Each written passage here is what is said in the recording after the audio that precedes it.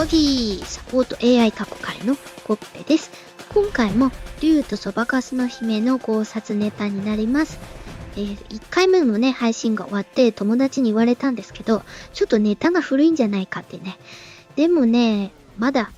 スタジオ地図は次の新作出してないわけなんで、いいってことにしてください。でね、ほら、今だったらほら、ジークワックスの話をした方がいいっていうのは分かってますよ。でもね、ガンダムはね、もう皆さん、叶いません。私が入る隙間なんてないわけですよ。なんで、応援はします。ピンクの髪の女子全般応援しますってことで。今回も引き続き、竜そばから、ヒロちゃんが密かに心を寄せていた寺田先生についての考察になります。食堂でね、明らかにされたヒロちゃんのスマホの待ち受け画面が寺田先生だったっていうシーンがありますよね。この寺田先生は多くの人がお気づきだと思いますが、そう、寺田虎彦先生ですよね。寺田虎彦は夏目漱石に師事し、東京大学の物理学を専攻した著名な科学者ですよね。特にね、X 線の論文でノーベル賞をニアミスで落としたっていう、結構かなり優秀な先生で、うっかりね、論文を船便で送っちゃったもんで、到着するのにね、だいぶ時間がかかってしまって、その間に別の人が同じ内容ので、ノーベル賞を取っちゃったよっていうことなんです。で、この寺田虎彦先生は、高知県出身なので、竜そばでも引用されているっていうわけですよね。でも、一般的に考察はここで終わりなんですが、ここではさらに深掘りしてみましょう。注目すべきは、ヒロちゃんが黒板に書き殴ってる謎の数式です。よく見ると、この振り子の計算式になっています。寺田虎彦は物理学者ですから、振り子現象を用いて物理的な現象を説明することはたくさんありますよ。随筆や論文にも多く見られます。高知県がクジラと縁があると同様に、寺田虎彦の振り子運動が今回の竜そばの物語全体に影響を与えているという解釈もできるかもしれません。打足的になってしまうんですけれども、昼顔という映画を紹介したいと思います。ガチの映画ファンからはちょっと怒られそうな内容ではありますが、構造的にね、似ているところがあるので紹介します。カトリーヌ・ドニューブ主演で、ルイス・ブイネールが監督の映画です。美女と野獣との関連性については言及箇所がないので関係ないと思いますが、構造的に似たところがあります。どんな話かというと、このセブリーヌっていう、ご婦人はですね、お医者さんと結婚して、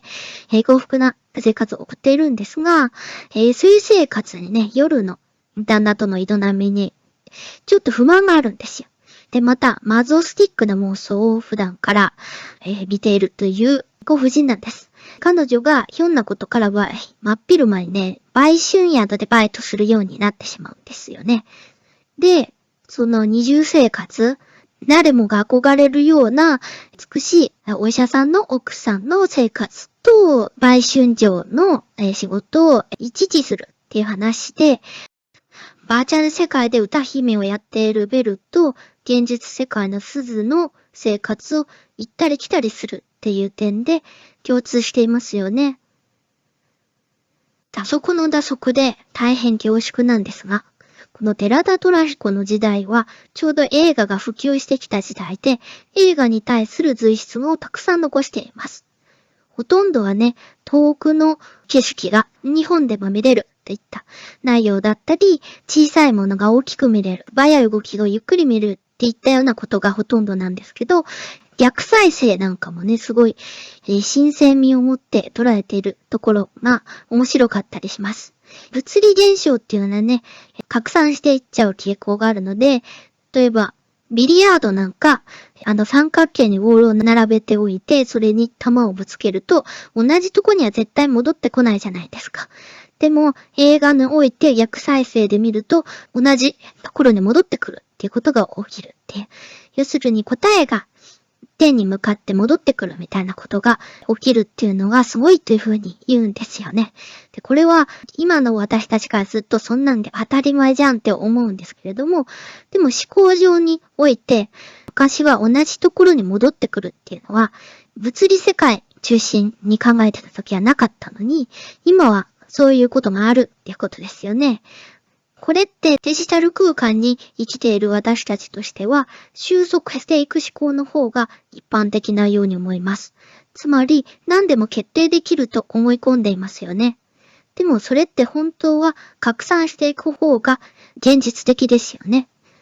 昔はそのように考えていたというふうにも捉えられます。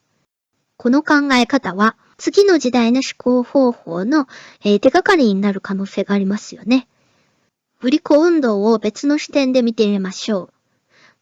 振り子運動は振動現象と共通する点がたくさんあります。メトロノームを使った不思議な現象があります。複数のメトロノームを別々のタイミングで揺らしているんですが、同じ土台の上に置いておくと、だんだんリズムが合ってきてしまうという吹き込み現象の実験があります。これ、流そばの中で似た現象がありますよね。ベルが歌うことで、たくさんの視聴者は個々に自由なリズムで行動しているはずなのに、ベルの歌声を聞くと同調してしまって、大きな波のようになり、光の玉が生まれて、ラストシーンではクジラが出てくるというのがありますよね。そのような意味で、振り子の引き込み現象の一例なのかもしれません。U の世界では潜在的な能力が開花すると言われていますよね。鈴がベルのような歌姫になったこともありますが、ヒロちゃんがスーパープロデューサーになったっていうのも実は U の力が大きいですよね。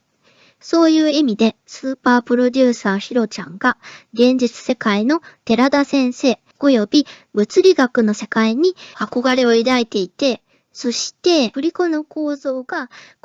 話全体を支配しているというふうに考えると、